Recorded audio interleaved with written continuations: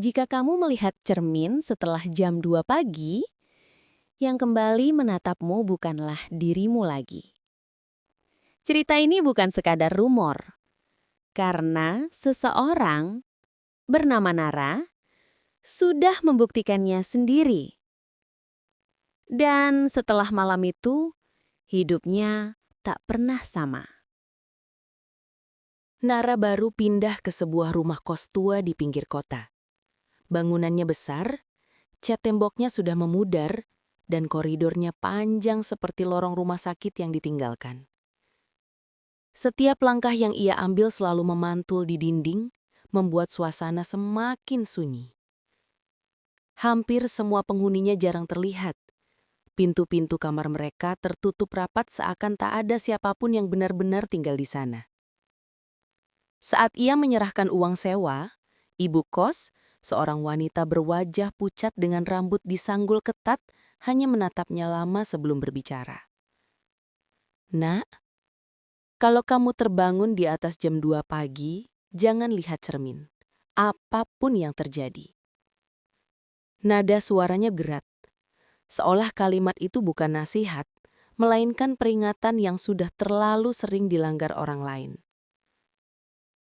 Nara tersenyum kikuk, mengira itu hanya mitos aneh atau kebiasaan orang tua yang percaya hal-hal mistis. Ia mengangguk sopan, meski di dalam hati ia menganggapnya hanyalah omong kosong. Begitu masuk ke dalam kamarnya, ia langsung memahami kenapa peringatan itu terasa janggal. Di salah satu dinding, terpasang cermin besar, hampir setinggi tubuh manusia dewasa. Bingkainya terbuat dari kayu hitam tua, dipenuhi ukiran-ukiran yang tampak seperti simbol kuno. Cermin itu begitu kokoh menempel, seolah sudah berada di sana jauh sebelum rumah kos dibangun. Nara mendekat, meraba permukaan bingkainya. Cerminnya terasa dingin, lebih dingin dari seharusnya. Ia tertawa kecil, mencoba menggusir perasaan aneh yang muncul. Kayak di film horor aja. Dia tidak tahu bahwa malam pertama di rumah kos itu akan mengubah hidupnya selamanya. Malam pertama di kos itu terasa panjang. Angin dari ventilasi membuat tirai bergoyang perlahan, menimbulkan bayangan-bayangan aneh di dinding. Nara mencoba tidur, tetapi matanya terus terbuka, menatap langit-langit yang berderit tiap beberapa menit. Hening yang mencekam membuat detaknya sendiri terdengar begitu keras. Pukul 1.58 pagi, ia terbangun tiba-tiba. Tidak karena mimpi, tetapi karena suara. Suara aneh yang datang dari arah dinding. Krek, krek. Seperti kuku menggaruk kayu. Ritmenya pelan, tapi jelas. Nara mengangkat kepala, mencoba mencari sumbernya. Ia menahan nafas ketika menyadari suara itu bukan dari dinding, tetapi dari cermin besar yang menempel di sana. "Kok dari situ?" bisiknya. Ia bangun perlahan, melilik cermin itu dari sudut kamarnya. Cerminnya tampak normal, memantulkan siluet kamar yang gelap. Tidak ada retakan, tidak ada goresan. Namun suara itu masih berlanjut. Seperti ada sesuatu yang bergerak di balik permukaan kaca. Krek, krek, krek. Kali ini terdengar seperti seseorang sedang coba menggaruk dari dalam. Nara merasa bulu kuduknya berdiri. Ia menyalakan lampu kamar berharap suara itu berhenti. Dan memang, ketika lampu menyala terang, suara itu langsung hilang. Seakan tidak pernah ada. Ia mendekati cermin sedikit, menunduk untuk melihat lebih jelas. Cermin itu tampak normal, memantulkan siluet kamar yang gelap. Tidak ada retakan, tidak ada goresan. Namun suara itu masih berlanjut. Seperti ada sesuatu yang bergerak di balik permukaan kaca. Cekrek, cekrek, cekrek. Kali ini terdengar seperti seseorang sedang coba menggaruk dari dalam. Nara merasa bulu kuduknya berdiri. Ia menyalakan lampu kamar berharap suara itu berhenti. Dan memang, ketika lampu menyala terang, suara itu langsung hilang. Seakan tidak pernah ada. Ia mendekati cermin sedikit, menunduk untuk melihat lebih jelas. Cermin itu tampak terlalu bersih, terlalu bening. Sampai-sampai ia bisa melihat detil wajahnya sendiri. Namun justru itu yang membuatnya tidak nyaman. Ada sesuatu di pantulan matanya, seperti bayangan gelap yang melintas cepat. Nara mundur. "Aku ngantuk kali," katanya pada dirinya sendiri. Meski ia tahu, ia tidak sedang berhalusinasi. Ia kembali mematikan lampu dan menutup mata. Tapi baru beberapa detik kemudian, tok, tok, tok. Ada yang mengetuk dari dalam cermin. Dan kali ini, suara itu tidak berhenti. Suara ketukan itu semakin jelas. Tok, tok, tok. Teratur, namun pelan, seolah yang mengetuk sedang menunggu respons. Nara menelan ludah. Tubuhnya membeku di tempat. Ia memutar pandang ke arah cermin tanpa berani bangkit. Dalam gelap, cermin itu tampak seperti lubang hitam menganga di dinding. Ketukan itu berhenti beberapa detik, membuat kamar kembali sunyi. Lalu terdengar suara lain. Lebih pelan. Lebih lama. Seperti sesuatu menggesek kaca dari dalam. Krek. Nara memejamkan mata kuat-kuat. Ia ingat peringatan ibu kos. Jangan lihat cermin setelah jam 2 pagi. Namun, suara-suara itu membuat rasa penasarannya tumbuh seperti akar yang merambat ke seluruh tubuhnya. Masa iya ada sesuatu? Gumamnya. Tanpa sadar, ia duduk dan menatap cermin dari tempat tidur. Jam di ponselnya menunjukkan 2:03 pagi. Batas terlarang itu sudah lewat. Suara dari cermin berhenti. Namun, justru keheningan itu yang membuat suasana semakin tidak wajar. Cermin itu seperti menunggu. Akhirnya, rasa penasaran mengalahkan ketakutannya. Nara berdiri perlahan, langkahnya berat dan gemetar. Ia mendekat, 1 langkah, 2 langkah, sampai jaraknya hanya tinggal sejengkal dari cermin. Ia menatap pantulannya. Dan saat itu juga, jantungnya berhenti berdetak sesaat. Bayangannya, yang seharusnya menirukan gerakannya, tersenyum. Senyum lebar. Terlalu lebar. Seolah wajah itu bisa robek kapan saja. Nara spontan mundur, tersandung kaki kasur dan jatuh ke lantai. Tubuhnya gemetar, napasnya tercekak. Ia mengalihkan pandangan, tak berani menatap lagi. Namun, rasa takut justru membuatnya memaksa diri untuk melihat sekali lagi. Memastikan ia tidak sedang berhayal. Perlahan, ia angkat kepalanya. Kali ini, bayangannya terlihat normal. Tidak tersenyum, tidak bergerak aneh. Hanya tatapan kosong dirinya sendiri. Namun, tepat ketika Nara hendak bernafas lega, bayangan itu mengangkat tangan. Padahal Nara sama sekali tidak bergerak. Nara terpaku. Napasnya tercekat ketika melihat bayangannya mengangkat tangan sendiri. Perlahan, pelan, seperti memberi salam dari dunia lain. Jari-jarinya tampak lebih panjang di pantulan, dan kukunya terlihat lebih gelap, seolah terbuat dari bayangan itu sendiri. Aku nggak gerak," bisik Nara dengan suara bergetar. Ia mundur merapat ke dinding, namun matanya tidak bisa lepas dari cermin. Ada rasa takut yang menusuk, seperti sesuatu sedang memperhatikannya dari balik kaca dan menunggu momen tepat untuk keluar. Bayangan itu menurunkan tangannya perlahan, kemudian berhenti tepat di posisi diam seperti semula, seolah baru saja bermain-main dengannya. Lampu kamar tiba-tiba berkedip. Cetak, cetak. Kamar jadi gelap sesaat, lalu terang kembali. Di tiap kedipan cahaya, cermin itu memantulkan sosok Nara dengan pose berbeda. Kedipan pertama, bayangan Nara memiringkan kepala. Kedipan kedua, bayangannya mendekat tanpa suara. Kedipan ketiga, bayangannya tersenyum. Senyum yang sama, seperti sebelumnya. Nara menjerit pelan dan menutup wajah dengan kedua tangannya. Tubuhnya merosot ke lantai. Air matanya mulai keluar, bukan karena sakit, tapi karena ketakutan yang memuncak. Ia mencoba meraba kasurnya, mencari sesuatu yang bisa digunakan untuk menutup cermin. Selimut. Iya, selimut. Dengan tangan gemetar, ia meraih ujung selimut dan melemparkannya ke cermin. Kain itu menutupi permukaan kaca sepenuhnya. Untuk sesaat, suasana menjadi hening. Tidak ada bayangan, tidak ada senyum, tidak ada kedipan lampu yang memantulkan hal-hal aneh. Namun keheningan itu justru membuatnya lebih cemas. Karena di balik selimut terdengar suara pelan. Seperti napas seseorang.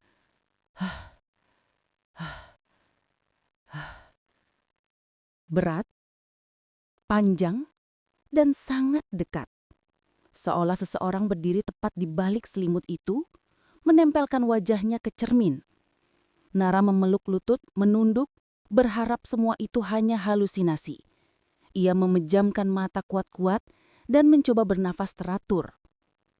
Aku harus tidur, gumamnya lirih, hampir seperti mantra.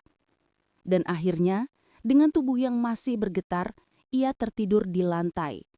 Tidak tahu bahwa suara napas itu masih berlanjut sampai menjelang pagi. Pagi harinya, Nara terbangun dengan tubuh pegal dan kepala berat. Cahaya matahari yang masuk dari jendela membuat kamarnya terlihat lebih normal. Seolah mimpi buruk semalam hanyalah imajinasi akibat kelelahan. Namun, ketika ia melihat selimut yang masih menutupi cermin, bulu kuduknya meremang lagi. Tidak, itu beneran kejadian, bisiknya. Ia tidak berani menyentuh selimut itu. Ada perasaan bahwa sesuatu sedang mengintainya dari balik kain tipis tersebut. Dengan langkah cepat, ia keluar kamar dan menuju dapur kecil yang berada di ujung koridor. Di sana, ibu kos sedang membuat teh sambil menatap kosong keluar jendela. Nara mencoba tersenyum, meski jelas terlihat wajahnya pucat. "Bu, boleh tanya sesuatu?" Ibu kos menoleh pelan, tatapannya seperti sudah tahu apa yang akan ditanyakan. "Semalam, saya dengar suara dari cermin. Ada yang mengetuk," kata Nara terbata. Ibu kos terdiam sejenak. Tangannya yang memegang cangkir sedikit gemetar. "Aku sudah bilang, Nak, jangan lihat cermin setelah jam 2 pagi," ucapnya lirih. "Tapi kenapa, Bu? Apa yang sebenarnya terjadi di kamar itu?" Wanita itu menarik nafas dalam, seolah harus mengumpulkan keberanian untuk berbicara.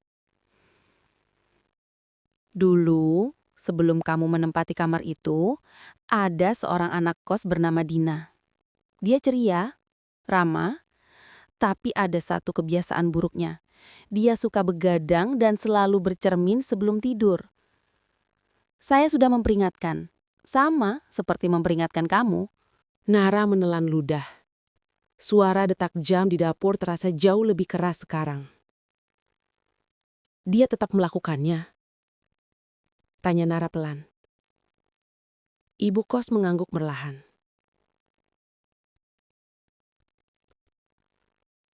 Awalnya dia hanya mendengar suara halus. Lalu bayangannya bergerak sendiri. Dina sempat cerita bahwa suatu malam, bayangannya berbicara padanya. Jantung Nara berdegup keras. "Bicaranya? Gimana, Bu?"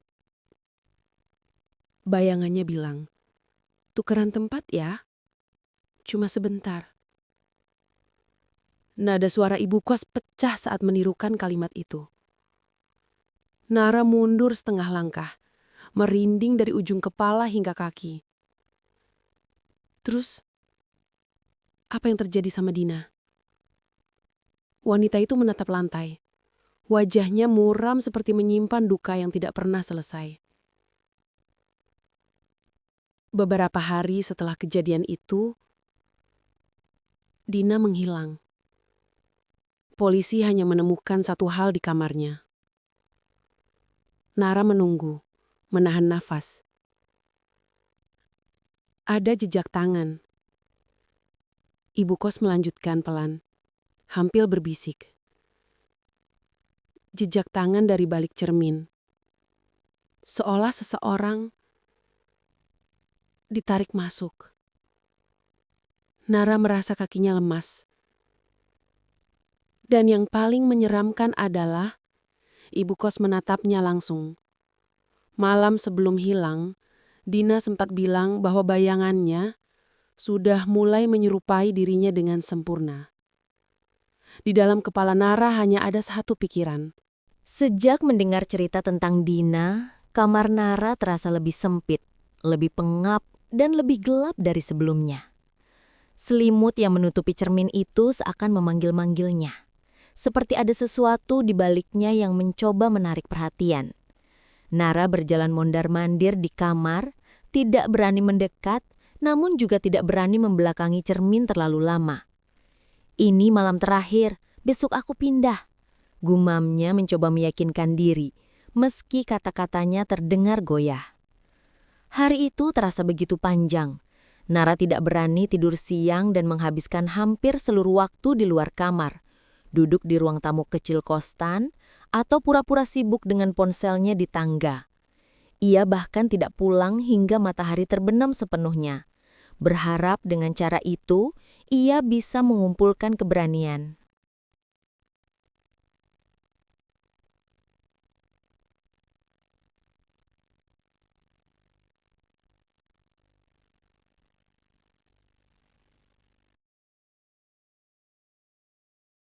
Tangan pucat itu menekan permukaan cermin, membuat kaca bergetar seperti permukaan air yang dihantam batu. Jari-jarinya panjang, kukunya hitam dan melengkung tajam.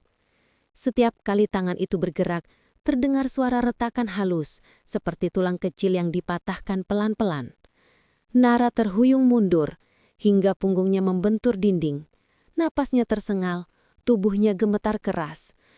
Tidak, tidak. Ini tidak nyata, katanya sambil mengusap wajah berharap apa yang dilihatnya hanyalah mimpi buruk. Namun ketika ia membuka mata, tangan itu sudah keluar lebih jauh. Kini terlihat jelas lengan tipis yang tampak seperti kulit manusia yang sudah terlalu lama direndam air. Pucat, keriput dan tampak dingin. Dari balik cermin terdengar suara tawa pelan. Tawa yang terdengar sama persis dengan suara Nara. Refleksi Nara di cermin perlahan bergerak mendekat ke permukaan kaca, kepalanya dimiringkan secara tidak manusiawi, seperti lehernya hampir patah. Matanya yang tadinya kosong kini berubah menjadi gelap pekat, hitam seluruhnya tanpa putih mata. Ayo Nara, buka matamu lebih lebar, tatap aku. Nara menutupi wajahnya dengan kedua tangan, tapi sesuatu mencengkeram pergelangan kakinya. Seseorang atau sesuatu dari balik cermin meraih kakinya dengan kuat. Sentuhannya dingin seperti es, membuat kulit Nara mati rasa seketika. Ia menendang panik, meronta, namun pegangan itu semakin kuat. Cermin bergetar keras, kaca retak di beberapa bagian, memantulkan cahaya aneh seolah ada dunia lain di baliknya. Retakan-retakan itu membentuk pola seperti jaring laba-laba yang mengarah ke tengah. Tempat refleksi Nara berdiri menyeringai. Kalau matamu bertemu mataku, aku akan bebas. Nara memejamkan mata sekencang-kencangnya. Ia menjerit, meraih tepi kasur, menarik dirinya menjauh sejauh tenaga yang tersisa. Pegangan itu terlepas, namun meninggalkan bekas merah memanjang di kulitnya. Cermin itu berdenyut sekali, seperti jantung yang berdetak. Lalu, pecah sedikit di bagian tengah. Dari retakan itu terlihat sekelibat ruang gelap, tempat sosok-sosok samar bergerak di kejauhan. Pantulan Nara masih berdiri di sana, tersenyum lebar meski dunia di balik kaca tampak runtuh. Sedikit lagi Nara, sedikit lagi kau lihat aku. Dan kita bertukar tempat. Lampu kamar padam total, menyisakan hanya cahaya remang dari luar jendela. Dalam gelap itu, suara langkah kaki mulai mendekat dari arah cermin. Bukan dari pantulan, tapi dari dalam kamar yang kini ditemani sesuatu yang baru saja keluar sebagian. Nara tidak sendirian lagi. Langkah kaki itu semakin dekat. Suaranya pelan namun jelas. Tap, tap, tap. Menyentuh lantai kamar seperti makhluk yang baru belajar berjalan di dunia manusia. Nara menahan napas. Tubuhnya menempel ke dinding. Gelap menyelimuti kamar. Hanya sedikit cahaya remang bulan yang masuk dari celah tirai. Cukup untuk memperlihatkan siluet samar bergerak perlahan di tengah ruangan. Nara menjerit. Wajah itu memanggil, namun terdengar aneh, seperti pita suara yang hancur. Di antara gelap, ia melihat sosok itu merayap keluar dari arah cermin. Walaupun bayangannya masih jelas terlihat berada di dalam cermin. Dua Nara. Satu di dunia nyata, satu lagi menatap dari balik kaca. Tersenyum lebih lebar, lebih puas. Nara ingin berteriak, tetapi suaranya tercekik oleh ketakutan. Sosok dari cermin kini berdiri tegap. Meski bentuk tubuhnya masih kabur seperti sedang menyesuaikan diri dengan realitas. Rambutnya menggantung basah, matanya hitam tanpa warna, dan kulitnya mengkilat seolah baru lahir dari genangan air. Akhirnya, aku bisa keluar, bisiknya. Aku bisa keluar. Nara merangkak mundur hingga menabrak lemari. Tangannya mencari-cari sesuatu untuk melindungi diri. Tangannya menemukan sapu, tapi rasanya sia-sia melawan makhluk yang bahkan tidak seharusnya ada. Sosok itu mendekat dengan senyum gelap yang sama sekali tidak mirip manusia. Ketika ia mengangkat wajahnya ke cahaya remang, Nara menjerit. Wajah itu adalah wajahnya sendiri, namun lebih pucat, lebih kosong, lebih mati. Sekarang giliranku hidup di luar, kata sosok itu sambil meraih wajah Nara. Kamu di dalam,